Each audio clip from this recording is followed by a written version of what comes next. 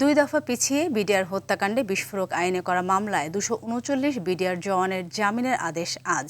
ঢাকার বিশেষ ট্রাইব্যুনাল 2-এর বিচারক মোহাম্মদ ইব্রাহিম মিয়ার আদালতে এই আদেশ দেওয়ার কথা রয়েছে। এর আগে বৃহস্পতিবার কেরানীগঞ্জে কেন্দ্রীয় কারাগারে স্থাপিত অস্থায়ী আদালতে এই মামলা জামিন শুনানি শেষে আদেশের দিন ধার্য করা হয়।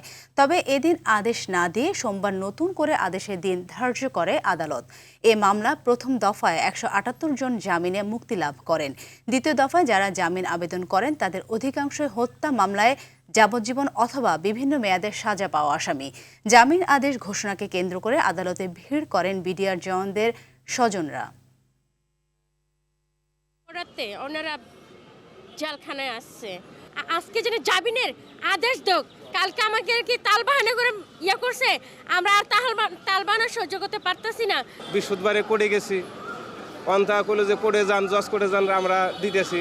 এ জায়গা দৌড় ফিরে আইলাম, এ জায়গাটা দিল না। রবিবারের কথা বললো, রবিবারে কালকে এসে সারাদিন থেকে গেলাম, কিছু বললো না।